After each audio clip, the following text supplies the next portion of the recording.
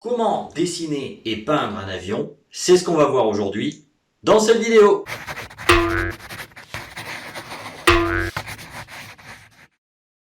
Bonjour et bienvenue sur cette chaîne. Alors aujourd'hui, on va voir comment dessiner et peindre un avion. C'est parti pour le timelapse et restez très attentifs jusqu'à la fin parce qu'après je vais vous expliquer comment je m'y suis pris pour faire mes dégradés au niveau de la peinture en question. Enfin, vous allez voir, c'est parti!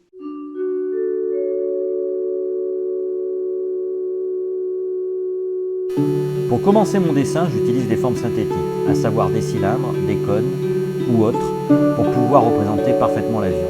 À ce sujet-là, je vous conseille l'excellent livre de Laurent Loricella, Les formes synthétiques, qui vous aidera à progresser en dessin.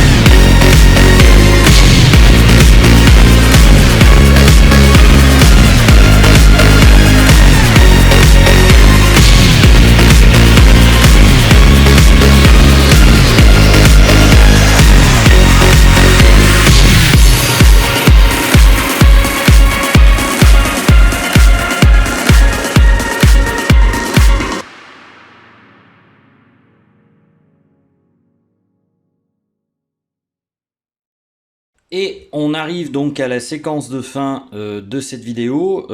J'aurais pu effectivement vous tourner le reste du timelapse, mais il se trouve que malheureusement mon appareil a lâché entre temps, vu que j'avais plus assez de place pour continuer à tourner, vu que ça m'a quand même demandé plusieurs heures de travail ce tableau. Donc du coup vous ne verrez pas la fin du timelapse.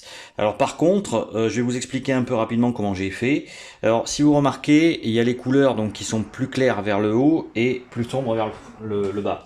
J'ai tout simplement utilisé le cercle chromatique, et si on part par exemple du cercle chromatique, on voit par exemple le rouge orangé qui est par là, et j'ai été de plus en plus vers le bleu, et vers le bas même on pourrait dire vers un noir foncé, mais ça c'est un choix. J'ai voulu faire une partie un peu grise. En fait, j'ai joué un peu sur l'impression de perspective atmosphérique, comme on dirait. Je pourrais éventuellement aussi jouer sur les ombres et les épaisseurs des nuages, mais ça je l'ai pas fait. Notamment en rajoutant des terres à ombrer. Mais là, je le fais pas. Je préfère garder le dessin tel qu'il est parce que je le trouve très beau comme ça. Donc on pourrait le pousser plus loin si on voulait pour avoir un réalisme plus grand. Enfin, c'est au choix des personnes qui souhaitent faire ça. D'ailleurs, si vous avez aussi des images de ce genre-là, ou si vous avez fait des peintures de ce genre-là, n'hésitez pas à me mettre les liens dans vos commentaires. Moi, je suis toujours friand de voir ce que font les autres.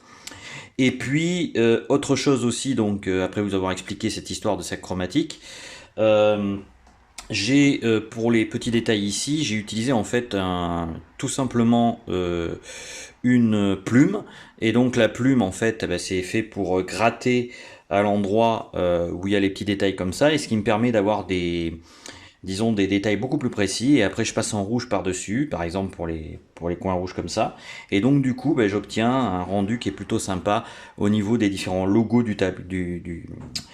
comment s'appelle, de l'avion. Donc voilà, j'ai aussi utilisé des petits pinceaux de précision comme ça, vous voyez, donc un peu de ce genre là. Alors c'est pas forcément celui-là que j'ai utilisé en question, mais voilà, c'est des petits pinceaux de précision. Ça je vous conseille aussi d'avoir ça dans vos outils. Une brosse en poil de martre qui fait à peu près 12 d'épaisseur. Donc voilà à peu près ce que j'ai fait pour pouvoir réaliser ce tableau. Pour l'heure, écoutez, je vais vous laisser. J'espère que vous avez apprécié le travail que j'ai fait. Comme toujours, bien évidemment, vous pouvez télécharger le guide PDF gratuit du peintre débutant qui va s'afficher dans le générique à la fin. Et puis, toutes les informations concernant mon site sont dans la description de ma chaîne YouTube. Donc, abonnez-vous pour être toujours au courant des dernières vidéos et puis voir aussi mes derniers dessins et les conseils que je peux prodiguer. Pour l'heure, en tout cas, je vous laisse et je vous dis à bientôt pour une autre vidéo. Ciao, ciao!